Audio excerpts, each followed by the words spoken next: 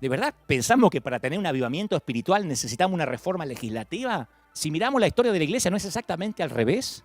Jesús atrajo a los personajes más desagradables, a los parias morales, vino a buscar a los pecadores, a la gente rota, no a los justos. Entonces la política, que siempre funciona según las leyes de la justicia, nos seduce para que hagamos un trueque de gracia por poder.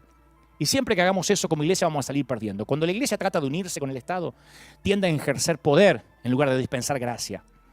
Cuando la iglesia cree que tiene que fijar las reglas para el resto de la sociedad, se desvía hacia el fundamentalismo y fariseísmo contra el cual Jesús alertaba. Entonces resulta claro que el reino de Dios se gobierna por un conjunto de reglas diferentes a la de cualquier reino terrenal. El reino de Dios no tiene fronteras geográficas, no tiene ciudad capital, no tiene edificio de congreso, ni cámara de diputados, no tiene juventud militante, no tiene unidad básica. Sus seguidores viven en medio de sus enemigos, no aparte de ellos, separados por una valla o un muro o dentro de una iglesia. Este reino vive y crece dentro de seres humanos. Por eso dijo el Señor, está entre nosotros. Y lo primero que me enseñaban, yo ya tenía muy claro eso, que vivimos en un reino externo de nacionalidad, en tanto que simultáneamente pertenecemos al reino de Dios. Yo siempre supe que tenía doble ciudadanía. Jesús destacó que iba a haber tensión entre esos reinos, entre el reino donde nacemos y el reino al que pertenecemos. Para los primeros cristianos, la lealtad al reino de Dios significó un choque con el reino visible del César. En países comunistas como Albania, ¿qué más? La Unión Soviética en su momento, China, el gobierno obligó a la iglesia cristiana a pasar a la clandestinidad, de modo que se volvió invisible, literalmente, la iglesia. Hubo grandes oleadas de persecución durante las décadas de los años 60, 70. Yo me acuerdo misioneros que contaban, se multaba a los creyentes chinos, se los encarcelaba, se los torturaba, se prohibieron las actividades religiosas.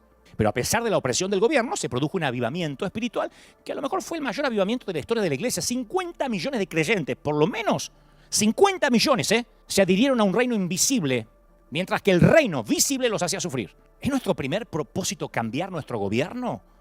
¿O procurar que dentro o fuera del gobierno haya vidas que cambien para seguir a Cristo? Dios está operando no por medio de naciones, sino por medio de un reino que trasciende las naciones.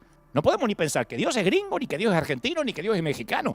En el mundo tendréis aflicción, dijo Jesús a los discípulos. Y dijo también va a haber desastres, oiréis de guerra, rumores de guerra. Si no vamos a estar en guerra va a haber rumores. Y cuando se terminan los rumores viene la guerra.